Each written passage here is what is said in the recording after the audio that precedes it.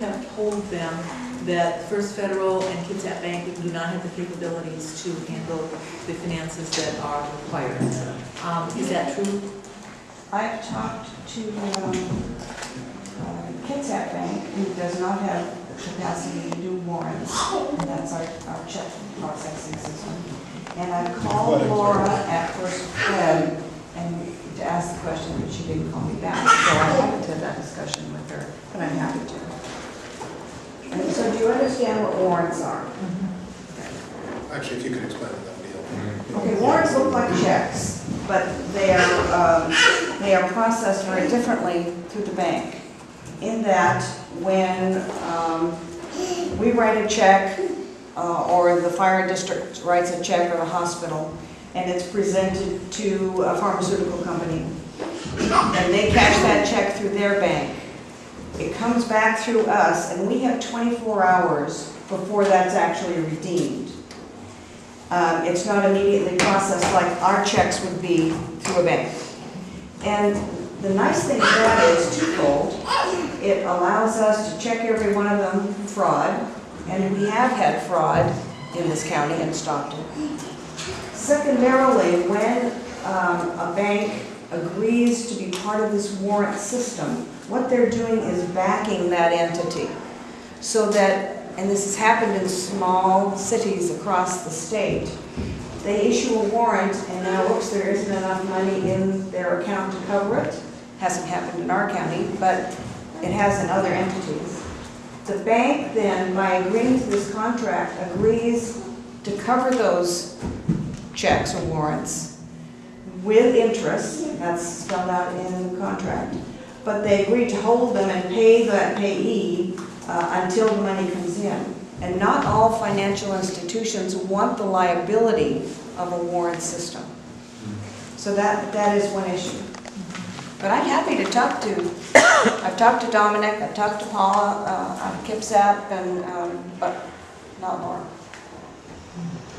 I don't see anyone else on stack at the moment. I just do have, would you be able to get us a copy of the list of approved banks and the underlying Sure, statute? it's on the state website, under the Public Depository Commission. Okay, great. So, is it all right if I jump on stack? Normally, facilitator doesn't jump on. So I'm just curious, a bunch of citizens delivered a letter to you on May Day about this issue, and it cited 3 sources that it really sort of was asking you to research, to look into why the big banks are a problem. When Barbara just asked you to consider ethics, you said ethics, that's kind of a difficult thing to judge, it's very personal. That's what the 3 sources are really encouraging you to. One was the Texas Fed.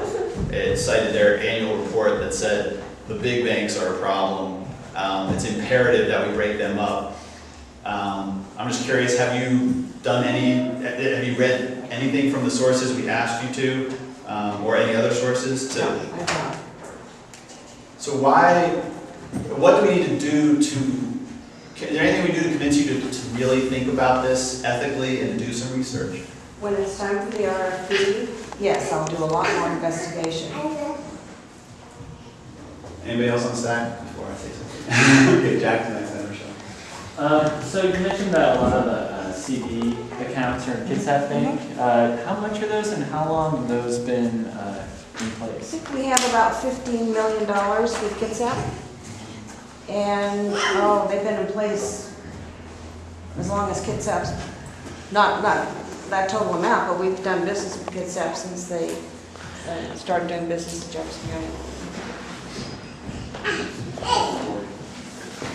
I have a theoretical question. Let's say you did decide to, sooner than this coming June, to move the money, and it sounds to me like you have a lot on your plate right now, and that realistically to do your job, to do the new computer system, and to look into switching banks sounds like it would be, and in addition researching banks, would be way too much for one position to handle right now. What could be done in terms of, for you, in terms of like an additional staff member or something like that to assist your job? Well, an additional staff person isn't going to happen. But if anything could happen, like this is theoretical, so what would enable you to, I guess, assist you in terms of offering more support so that you could do the two things at once? Well, being perfectly honest, I don't see where it's feasible, because I am the treasurer. I am responsible for these systems and these decisions. So I wouldn't farm that out to anyone else. And it is not feasible for me to do both of these conversions at the same time.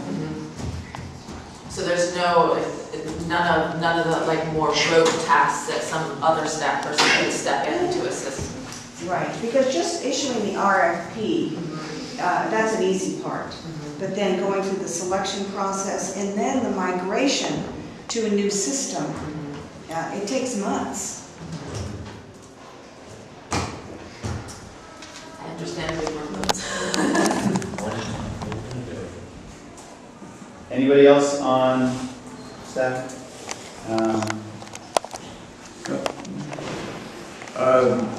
Could you give us a little more of how you feel about this? I mean, you've been very analytical, very rational, and that's appropriate.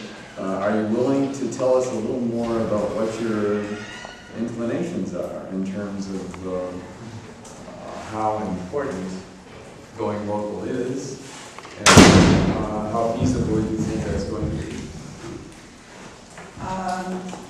I am certainly willing, when the time comes, to enter other factors other than black and white into the RFP process. I will certainly have to run this by my prosecuting attorney to make sure that I'm not violating any law. Plus, what we typically do as county treasurers is we share information with each other. So I'll look to other county treasurers who have gone out for RFPs, and I'll focus on those that have gone to smaller entities to see what caused them to make that choice. Is there any communication among treasurers around the state about these issues?